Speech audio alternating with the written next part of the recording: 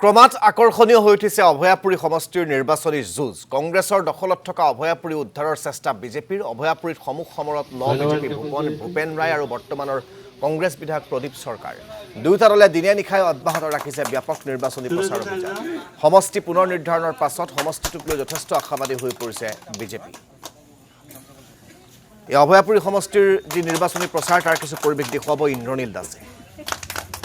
126টা বিধানসভা সমষ্টিৰ ভিতৰত এটা গুৰুত্বপূৰ্ণ সমষ্টি হৈছে অভয়াপুৰী সমষ্টিত আৰু নৱগঠিত এই সমষ্টিটোত ইতিমধ্যে চৰ্চাত আছে আৰু শেহতীয়াভাৱে অকপৰ পৰা ভূপেন ৰায় ডাঙৰীয়া বিজেপিলৈ গমন কৰিছে আৰু ইয়াক লৈ আৰু এক কংগ্ৰেছ আৰু বিজেপিৰ এক যুঁজ আৰু এক নিৰ্ণায়ক ভূমিকা কোনে গ্ৰহণ কৰে গুৰুত্বপূৰ্ণ ভূমিকা হ'ব যুঁজখন কেনেকুৱা হ'ব মোৰ লগত এই মুহূৰ্তত উপস্থিত আছে কংগ্ৰেছৰ এইবাৰ প্ৰাৰ্থী প্ৰদীপ সৰকাৰ ডাঙৰীয়া যেহেতু বিজেপি এক ধৰণৰ সমষ্টি পুনৰ নিৰ্ধাৰণৰ পিছত এক ধৰি লৈছে তেওঁলোকে এক আশাবাদী হৈ আছে আপুনি যেহেতু এইখিনি ঘূৰি আছে সমষ্টি বিভিন্ন পঞ্চায়ত কেনেধৰণৰ কি ক'ব তেওঁলোকৰ যিটো ধাৰণা চাওক তেওঁলোকে আশাবাদী থকাটো স্বাভাৱিক সেইটো থাকিব পাৰে তাতে আমাৰ বাধা নাই কিন্তু তাৰ লগত আমিও আশাবাদী আমি ইতিমধ্যে নিৰ্বাচনী যিবিলাক প্ৰচাৰ সমিতিবিলাক কৰি আছোঁ আৰু লগতে আমি সাধাৰণ ৰাইজৰ লগত যিখিনি মত বিনিময় কৰিছোঁ এতিয়ালৈকে খুব এটা সুন্দৰ এটা ৰাইজে আমাক সঁহাৰি দিছে প্ৰত্যেকটো সভা সমিতিতে ৰাইজ আমাক আঁকোৱালি লৈছে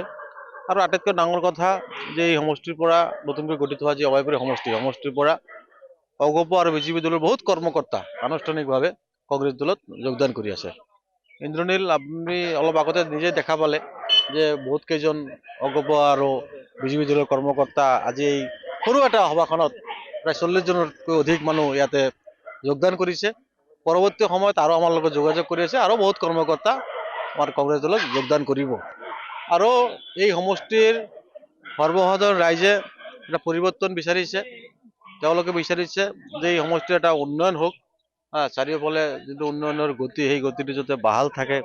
আৰু বিগত যিখিনি মোৰ পুৰণা সমষ্টিত অভয়াপুৰী দক্ষিণ সমষ্টিত যিখিনি উন্নয়নমূলক কাম কাজ কৰা হৈছে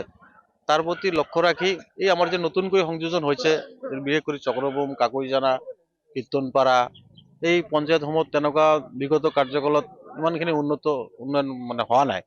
তাৰ প্ৰতি লক্ষ্য ৰাখি তেওঁলোকে মোক কৈছে যে ছাৰ আপোনাক জিকাব লাগিব আপোনাক জিকালেহে আমি অভয়াপুৰীৰ দৰে পকী ৰাস্তা পাম এটা ভাল এটা সঁহাৰি এটা দিছে দেখা গৈছে যে বিজেপি ধন্যবাদ জ্ঞাপন কৰিছোঁ ইন্দ্ৰনীল দাস আমাক পৰিৱেশ দেখুওৱাৰ বাবে